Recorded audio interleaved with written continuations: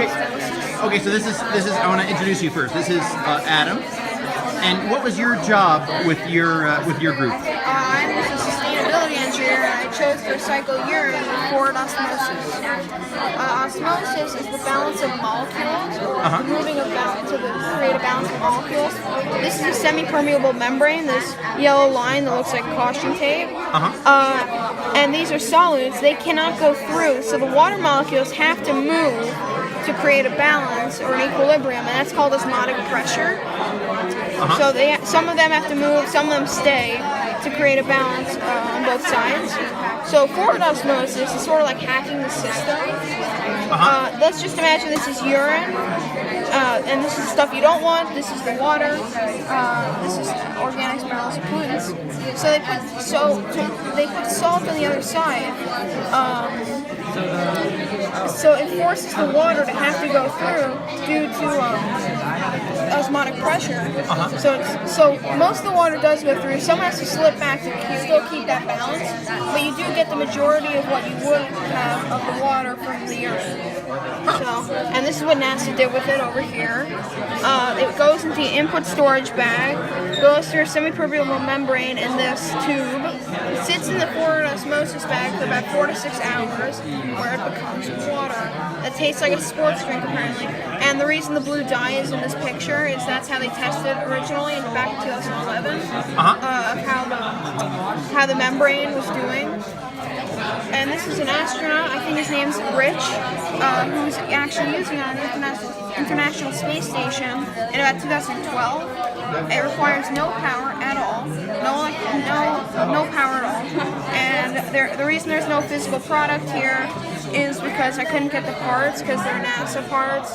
Sure. And Mr. Walker didn't have them. And that's it. This is my happy water. The best part of my presentation, obviously. Well, obviously. Well, I mean, he's so happy because he doesn't have any urine in him. Yeah, he's been separated from these pollutants. So that's about it. Great. Yeah. Now, something I don't understand though is that once you have the water here, it's salt water, isn't it? Because there's salt in it. Well, this is just a diagram of a different substance. It could be any other substance, just to draw it out. But in this diagram, the example is salt. I see. So you can put like sugars or electrolytes or anything in there, and the water would still move. But salt is just the example. Great. What was your favorite part of this project? Probably just figuring out that this is possible, and that they actually use it for thirsty children in Africa. Oh. Yeah. They use the same system.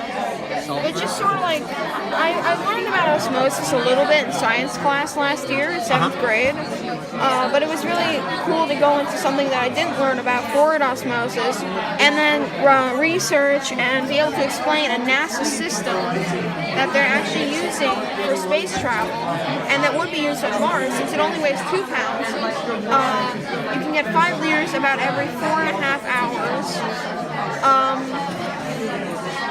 And it requires no power. So it's like the perfect thing to bring to Mars with a 64-pound limit. And my partner's hydroponic systems and like supplies that we might need to build it, and Arthur's solar panels. It's really nice that we have unlimited water in a way. Awesome. That tastes like a sports drink. Tastes like a sports drink, yeah. Yeah. I'm sorry. And then one of the best parts was, of course, the happy water. I googled it. It was the best part of the project, definitely. Of course. Like, look how happy he is. Well, yeah. And yeah, that's it. Would you want to go to Mars? I wouldn't want to be the first person to go. I'm one of those people that, like, you can go first. I'll stand back here and watch you do it. I mean, eventually I would go. It's just that, like, the muscle and bone decay and the 3-month travel is kind of daunting. And, like, building a colony on an alien planet does sound kind of rough, especially without proper training, like the Martian, Mark Watney. Like, he had all the training, so he was fine because he was a botanist and he was an astronaut. But going first is not ideal for me. Maybe once some other people go and establish a colony. What about you, Mr. Schaefer? I would want to go to Mars once I can go, like, as a tourist. Oh. And then just go there, come back? Yeah. I mean, Well, that's not true. If they had a job that I would be good at there, I would go. I'm not a scientist. I'm not a botanist. I'm not a surveyor. I like to write. You can be a documenter. You can I write could, down.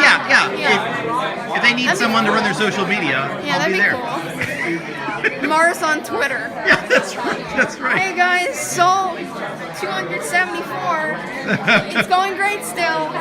Sorry, I only have a certain character limit. I can't tell you all my adventures. But Well, anyway, well, thank you so much, Adam.